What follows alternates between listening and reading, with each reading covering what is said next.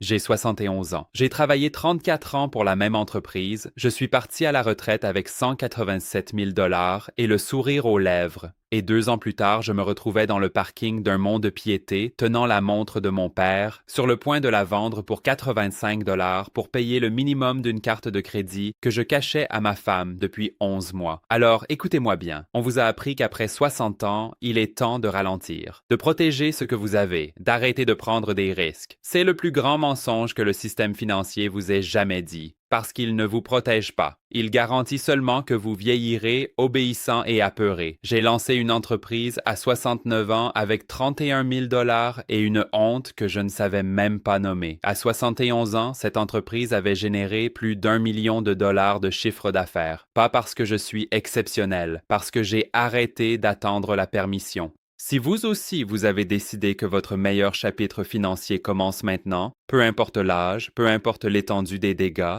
abonnez-vous ici et laissez un commentaire avec un seul mot. Recommencer. Je veux savoir que vous êtes là. Construisons cela ensemble. J'ai fait tout ce qu'on m'avait dit de faire. J'étais à l'heure. Je ne causais pas de problème. Je cotisais au plan. 34 ans dans la même entreprise, même badge, même place de parking pendant les 11 dernières années. Je n'étais pas un homme qui jouait, pas un homme qui dilapidait son argent, pas un homme qui courait après des choses qu'il ne comprenait pas. J'étais responsable, ce mot-là. Je l'ai porté comme une médaille pendant la plus grande partie de ma vie adulte. Je l'avais gagné honnêtement, du moins c'est ce que je croyais. En 1987, j'avais 32 ans. Premier jour d'inscription aux avantages sociaux. Une femme prénommée Carole, lunettes de lecture sur une chaîne en perles, coiffure impeccable, a fait glisser un formulaire de plan d'épargne retraite sur le bureau en disant « Choisissez juste une famille de fonds et un pourcentage de cotisation. J'ai choisi 4%. J'ai choisi le fonds du milieu, ni agressif ni conservateur. Le milieu. J'ai signé et je suis sorti de ce bureau en me sentant comme un homme qui avait ses affaires en ordre. »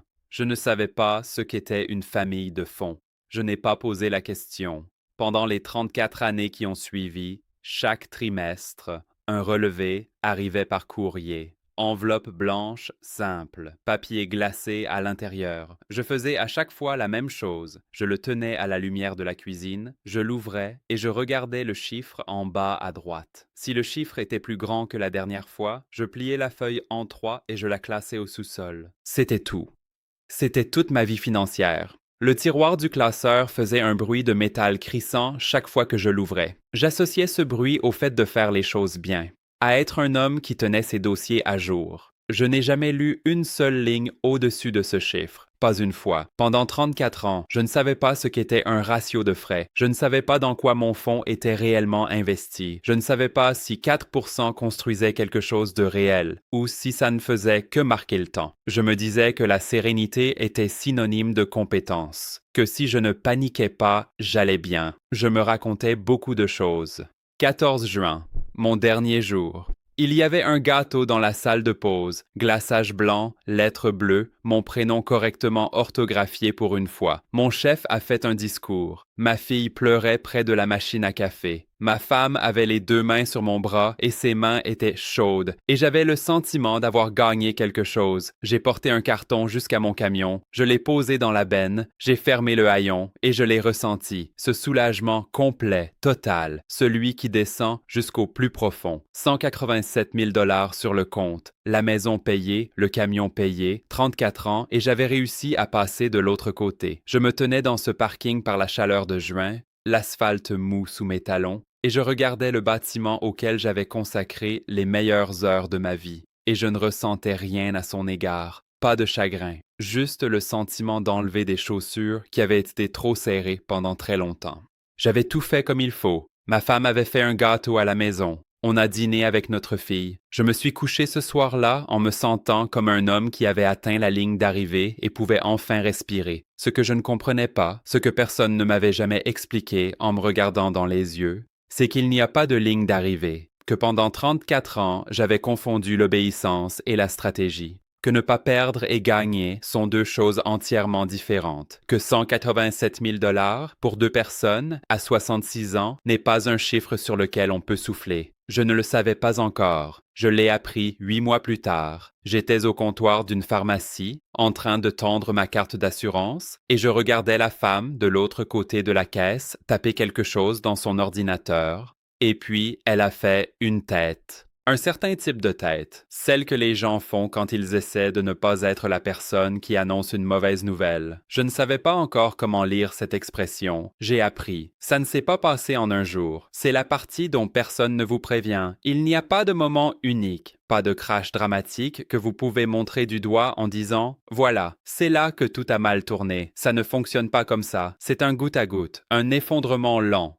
tranquille, d'apparence digne. » Le manque de couverture d'assurance est venu en premier. La complémentaire que j'avais souscrite à la sortie, comme j'avais signé toutes les choses, sans la lire, ne couvrait pas mon médicament contre la tension artérielle au palier dont j'avais besoin. Remboursement propre, 214 $ pour un stock de 90 jours. J'avais 31 $ dans mon portefeuille ce jour-là. J'ai acheté le stock de 30 jours pour 79 $ et je suis allé jusqu'à mon camion. Je me suis assis et j'ai fait le calcul. Je ne pouvais pas faire le calcul d'une manière qui fonctionnait. Je me suis dit que c'était une erreur de facturation, un truc ponctuel, une méprise qui allait se régler. 3 mois plus tard, la climatisation a lâché. 4 mois après ça, mon fils a appelé, en train de divorcer. Il avait besoin d'aide pour l'avocat. Juste temporairement, juste un prêt entre familles. Il rembourserait. Bien sûr que j'ai dit oui. Puis le camion a eu besoin d'une nouvelle boîte de vitesse. Puis le genou de ma femme. Aucune de ces choses n'était catastrophique en elle-même. C'est ça le piège. Au moment où j'ai compris ce qui se passait, j'utilisais déjà une carte pour payer une autre. Je me disais que je gérais. Je me disais que c'était temporaire. J'avais 68 ans et je cachais un relevé de carte bancaire.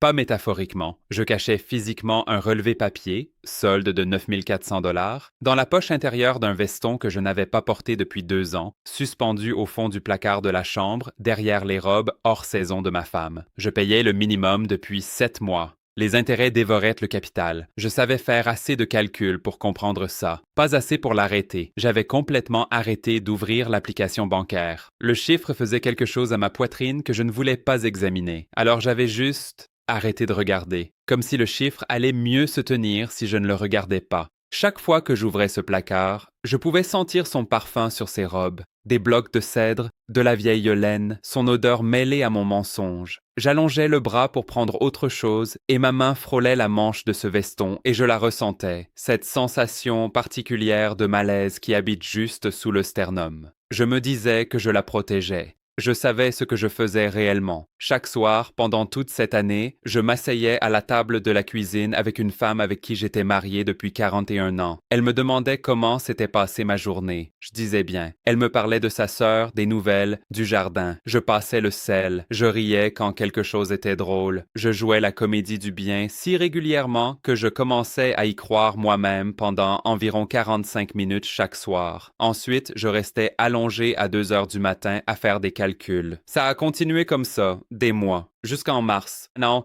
jusqu'au matin où j'ai compris que la carte n'allait pas se régler d'elle-même et que les paiements minimums n'allaient pas arrêter l'hémorragie et que je manquais de marge de manœuvre pour déplacer de l'argent entre des endroits où il n'existait pas. Je suis allé à la table de nuit. J'ai ouvert le petit écrin en feutre qui y vivait depuis le matin des funérailles de mon père. Sa montre de gousset Hamilton de 1974. Il l'avait porté chaque jour pendant 31 ans. Il me l'avait laissé parce que j'étais celui qui lui avait un jour demandé l'heure et qui avait vraiment regardé la montre plutôt que son téléphone. J'ai conduit 6 kilomètres depuis chez moi, assez loin pour que personne ne voie mon camion garé là, et je me suis arrêté dans le parking d'un mont de piété sur une route de campagne. Je suis resté assis dans ce parking pendant 22 minutes. Je tenais la montre dans ma main fermée. Je pouvais la sentir battre. Je suis entré.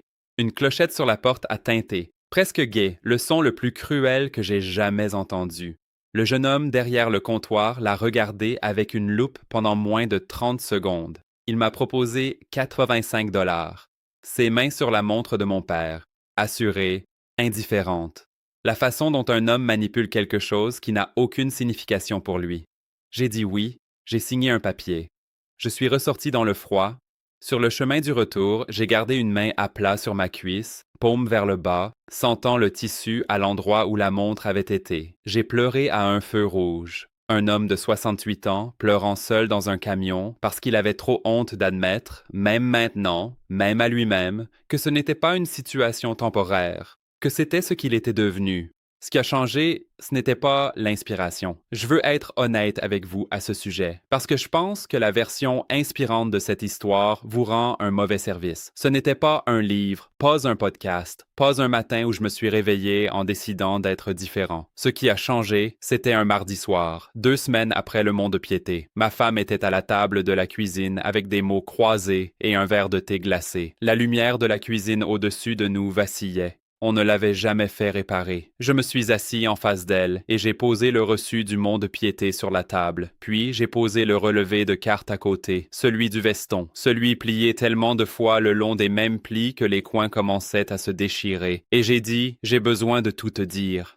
J'ai parlé pendant 40 minutes. Je lui ai parlé de la carte, des paiements minimums, de la pharmacie, des 79 dollars au lieu de 214, du prêt à notre fils, de la façon dont je jouais la comédie du bien à cette table exacte, sur cette chaise exacte, chaque soir pendant près de 2 ans. Elle ne m'a pas interrompu une seule fois. Quand j'ai terminé, elle est restée silencieuse. Assez longtemps pour que la glace craque dans son verre. Assez longtemps pour que j'arrête de la regarder et que je commence à fixer ce vacillement dans la lumière au-dessus de nous. Puis elle a dit « D'accord, alors qu'est-ce qu'on va faire? Ce on m'a sauvé la vie. » Je veux que vous compreniez quelque chose sur ce mot. J'avais passé près de 2 ans à décider, en son nom, ce qu'elle pouvait ou ne pouvait pas supporter. Je m'étais auto-désigné gestionnaire de ses inquiétudes. Et elle était assise de l'autre côté de cette table avec un reçu et un relevé entre nous, la preuve de tout ce que j'avais décidé de porter seul, et elle m'avait rendu tout le poids de ça comme étant le nôtre. C'était le premier changement. Le deuxième s'est produit 3 semaines plus tard, dans mon garage. Mon beau-frère Denis. Je l'avais tranquillement méprisé pendant la plus grande partie de ma vie adulte parce qu'il n'avait jamais eu ce que je considérais comme un vrai emploi. Pas de badge, pas de titre, pas de plan d'épargne, retraite d'une entreprise d'autrui. Il avait passé 30 ans à acheter des équipements industriels cassés aux enchères pour les revendre à de petits fabricants. Il conduisait un camion plus récent que le mien. Il a pris sa retraite à 61 ans. Je ne lui avais jamais demandé comment. Je l'avais invité sous prétexte de regarder la suspension de mon camion. Pendant 90 minutes, j'ai tourné autour de ce que je voulais vraiment dire. On a parlé de rien, du froid, de ses petits-enfants. Une lampe d'atelier sur un crochet se balançait entre nous chaque fois que l'un de nous bougeait. Finalement, avec la voix la plus plate et la plus épuisée que j'ai jamais utilisée, je lui ai demandé « Denis, tu crois que je suis trop vieux pour apprendre ce que tu fais? » Il m'a regardé comme si la question était étrange. Il a dit « Ray, l'équipement ne sait pas quel âge tu as. » C'était tout le sermon. Je vivais à l'intérieur d'une croyance que je n'avais jamais examinée. Qu'à un moment donné, le monde avait arrêté d'accepter les candidatures d'hommes comme moi. Qu'il y avait une date limite sur la pertinence. Qu'apprendre quelque chose de nouveau à 68 ans était embarrassant d'une façon que rester pauvre à 68 ans n'était bizarrement pas. Denis avait pris sa retraite une décennie avant moi avec 2 fois plus de liberté. Son camion était plus récent que le mien. Je l'avais méprisé pendant 30 ans parce qu'il n'avait pas de badge. Le tableau de bord n'était pas ce que je croyais. La semaine après cette conversation, j'étais à la table de la cuisine à 5h40 du matin. Bloc-notes jaune, lunettes de lecture. 4e café. En haut de la page, j'ai écrit « Qu'est-ce que je sais vraiment faire ?» La liste m'a pris 20 minutes. Elle était plus longue que prévu. Je connaissais les chaînes d'approvisionnement industrielles. Je savais comment les usines évaluent les équipements. J'avais passé 34 ans aux achats, ce qui signifiait que je connaissais la différence entre ce que quelque chose coûte et ce que quelque chose vaut. Et cette différence, je commençais maintenant à comprendre, c'est toute l'affaire. Je m'étais assis sur des fondations pendant 3 décennies en appelant ça un emploi. Quand ma femme est descendue à 7h15 et a lu par-dessus mon épaule, elle a dit 2 mots. C'est réel. J'ai pris 6 200 $ sur les 31 000. J'ai misé sur un lot de composants de convoyeurs industriels déclassés dans une vente aux enchères en ligne. Je l'ai remporté. J'ai passé 6 jours au téléphone à appeler chaque petit fabricant dans un rayon de 300 km qui pourrait logiquement utiliser ce que j'avais. Je savais encore comment ces conversations se déroulaient. Je parlais encore ce langage. Le 9e jour, un directeur d'usine à Decatur a acheté le lot pour 11 400 $. Je suis sorti sur le porche arrière dans le froid sans veste. Je suis resté là assez longtemps pour voir mon souffle. Pas parce que j'étais soulagé, parce que j'étais furieux, la bonne sorte de furieux, d'avoir attendu jusqu'à 68 ans pour découvrir que je pouvais faire ça. L'argent était réel, mais ce n'était pas encore le point essentiel. Le point essentiel, c'est que j'avais arrêté d'attendre que quelqu'un me dise que j'en avais le droit. Je ne vais pas vous dire que c'était facile, je vais vous dire que c'était possible. Et à 69 ans, avec 31 000 $ restants et une deuxième hypothèque que j'apprenais encore à prononcer à voix haute, possible était suffisant. La première transaction m'a appris quelque chose que personne ne m'avait jamais enseigné en 34 ans de salariat.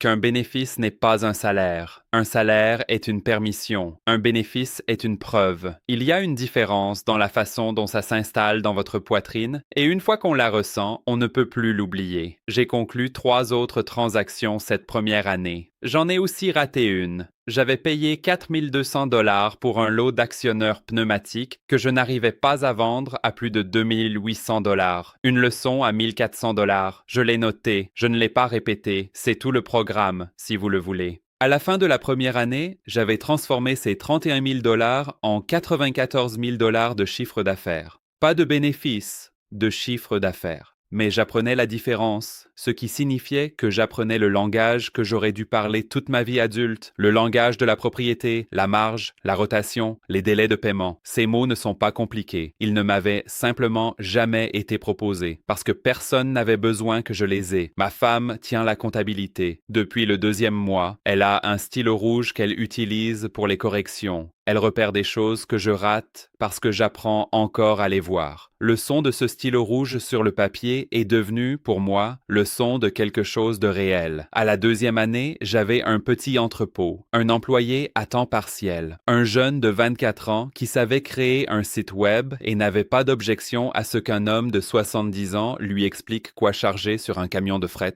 J'ai dépassé le $1 million de chiffre d'affaires cumulé à 71 ans. Je ne vais pas prononcer ce chiffre comme si c'était un trophée. Je vais le prononcer pour ce qu'il est réellement. C'est la preuve de concept. La preuve que l'écart entre ce que j'étais à 68 ans, cachant des relevés dans des poches de veston, et ce que je suis maintenant n'était pas du talent, n'était pas de la chance, n'était pas un avantage que j'avais et que vous n'avez pas. C'était la décision d'arrêter d'avoir honte de ce que je ne savais pas et d'en être furieux à la place, maintenant. Laissez-moi vous parler directement un moment. Si vous êtes assis là où j'étais assis, si vous êtes quelque part dans la seconde moitié de votre vie avec moins que ce que vous pensiez avoir et plus de honte à ce sujet que vous ne l'avez admis à personne, je veux que vous entendiez ceci. Vous n'êtes pas en retard, vous êtes en train de viser. Chaque erreur que vous avez commise a construit quelque chose. Chaque facture que vous avez cachée, chaque relevé que vous n'avez pas lu, chaque année où vous avez laissé quelqu'un d'autre gérer les décisions qui vous appartenaient, tout ça est un programme. Il est coûteux. Il est embarrassant. Et c'est l'éducation la plus précieuse qui soit, parce que c'est la seule qui vous a obligé à la prendre au sérieux. La jeunesse n'a pas ça. La jeunesse a de l'énergie et du temps. Ce que vous avez, ce que nous avons, c'est la conséquence. Et la conséquence, il s'avère, est une motivation extraordinaire. Mon père m'a laissé une montre que je n'ai pas pu garder. J'ai fait la paix avec ça. Le reçu du jour où je l'ai vendu vit encore dans ma boîte à gants. Je passe devant chaque matin sans y penser. Ce n'est plus une blessure, c'est une coordonnée, le point exact sur la carte où j'ai cessé d'être perdu. Ce que je laisse à ma fille, c'est différent. Pas un objet, pas un chiffre, même si le chiffre est réel maintenant, et croît et est géré par 2 personnes qui comprennent enfin ce qu'elles regardent. Ce que je lui laisse, c'est un langage. Elle s'assoit à cette table de cuisine avec un bloc-notes et pose des questions auxquelles je peux répondre. De vraies questions. Des questions précises sur les marges et les comptes de fret et ce qui rend une transaction intéressante à offrir. Elle a la précision de sa mère et la patience de son grand-père et elle se penche en avant quand elle apprend. C'est l'héritage. Le genre qui ne peut pas être mis en gage. La chose qu'ils ne m'ont jamais dite sur la construction de richesse après 65 ans, c'est que ça ne commence pas avec l'argent. Ça commence avec le moment où vous arrêtez d'avoir honte de tout ce que vous ne saviez pas et où vous en devenez furieux à la place. La fureur construit des choses. La honte, elle, vous garde juste à cacher des reçus.